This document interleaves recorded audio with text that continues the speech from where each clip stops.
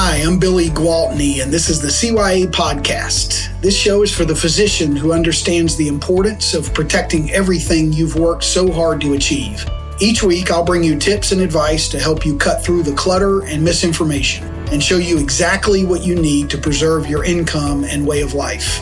If you're ready to achieve the peace of mind that only financial security can bring, let's get started. Welcome to today's episode of the Cover Your Assets podcast. This is your host, Billy Gwaltney, and as always, I'm happy to be with you today. Today, we're going to cover a topic that addresses a question that I've helped clients with when they graduate and become an attending, and that is, should I pay down debt, which I've been waiting to do for quite a while, and now I finally can, or should I increase my disability coverage? Can I wait to increase my disability coverage once that debt is paid down? And that's an important question to address because it's definitely important to pay down your debt. I get that. It makes a lot of sense to get it done as soon as possible. This is especially true when, as attendings, as their income goes up significantly, you get in a higher tax bracket, there are more deductions, living expenses increase, perhaps there's some pent-up demand from your family, so you buy a house, you buy a car, take a vacation, do some things that kind of as you re-enter life after training.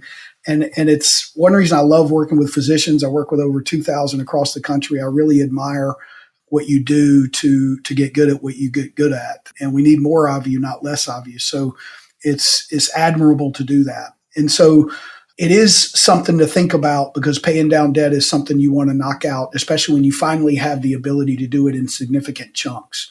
A few thoughts to consider as I've shared these with other clients as they navigate the timing of increasing their disability coverage. Okay, so the assumption is they're an attending now, and the opportunity to increase coverage is there now because your income is higher.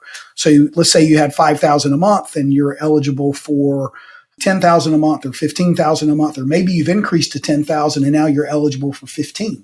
Maybe you're eligible for more as your income continues to go up. So increase now or wait. A few things to think about. Number one, your most important asset will never be whatever you accumulate after you finish paying down the debt. Okay. It'll never be your real estate portfolio or investment portfolio or some type of, or your house or anything like that. Your most important asset is always going to be you, your ability to get out of bed and go perform your specialty every day and make a good income, hopefully for a long period of time.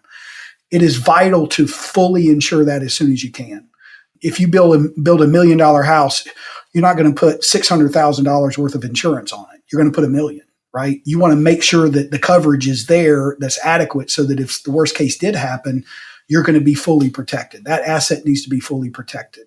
And that's something to think about because your ability to earn that income is what's going to help you and is what's driving your ability to pay down that debt. So you want to make sure that that can continue to happen if you become disabled, which leads into the second part, which a lot of people don't realize this, but statistically speaking, expenses go up during a claim because of medical care, because of just physical therapy, whatever it is. And a lot of times, even a working spouse's income, the non-disabled spouse who also works, might even be a physician, but whatever it is they do, their income suffers also because they're now a primary caretaker. So their ability to work the shifts and be driven and kind of go full bore with work is significantly limited, especially if children are involved. So expenses go up, money gets tight, and paying debt is not going to be easy to do because, especially if you haven't adequately kept pace with where the coverage should be based on your income. Keep in mind that after a claim is filed, you cannot increase coverage further at that point. Now, if you have the cost of living rider on your policy, it can go up to keep pace with inflation. But if you qualify financially for $15,000 and you have $10,000 and you become disabled, you're stuck at the $10,000, again, adjusted for inflation if you have the COLA rider, but you're not going to be able to then bump up to 15 now that you're disabled and you realize you need more. So whatever it is at the time of the disability, that's what it's going to stay. That's where it's going to stay. So if you don't have the ability to continue working, plus you don't have enough to cover to pay down the debt, you could find yourself in a pickle that you would wish you had avoided. Okay. And it's easy to avoid it. So just something to think about. The third key point to just consider is that if you do an analysis of the additional time it will take to pay down the debt by reducing the amount that you can allocate to the debt for a small amount to pay the additional disability premium, it's not going to add a whole lot of time typically.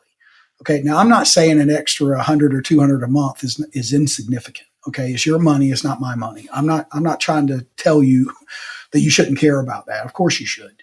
But if you do the analysis and if you contribute 100% of the extra money to the debt and you pay it down in 3 years versus 98%, you would pay it in 3.05 years or 3.1 years or 3.2 years. It's not going to add a significant amount of time. It's not like it doubles the time. Okay. And so your wealth creation that's being held back by paying a higher insurance premium is really small compared to the value of if an illness or injury does keep you from doing your specialty, that this quality coverage that is going to pay you if an illness or injury does in fact keep you from doing your specialty, then you'll have enough to not only pay the debt, but also pay your higher expenses and hopefully keep your children in the schools they go to, stay in the house you're living in, take a vacation that you want to take, and all your dreams don't have to die, because it's really about having a plan B. Okay. If you want your plan A to work out. Okay.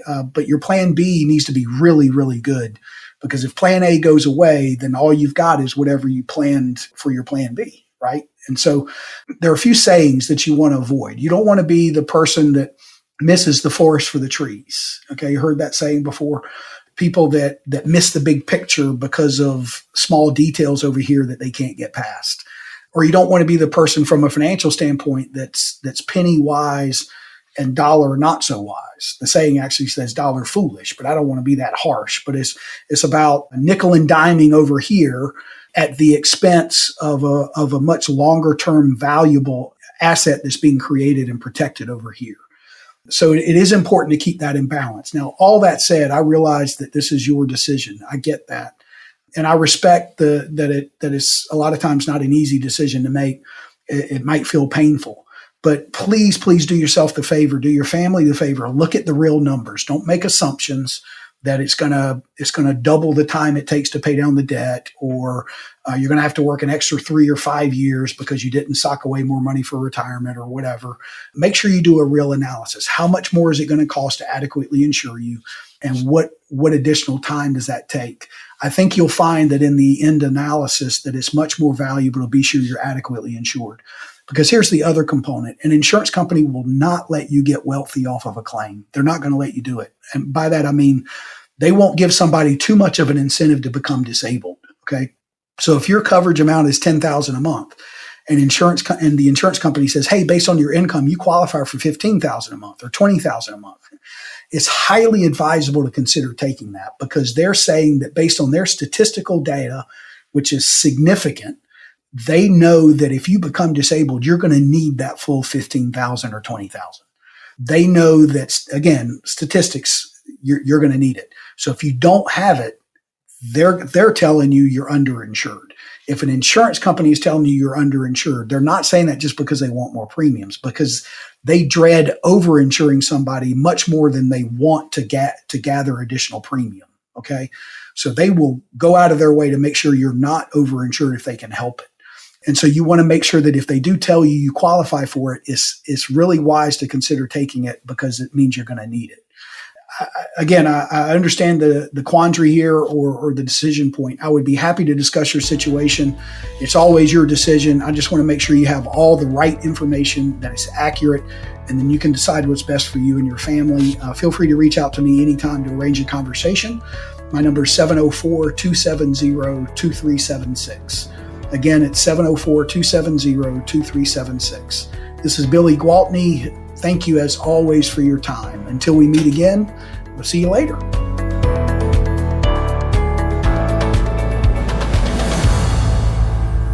This is thepodcastfactory.com.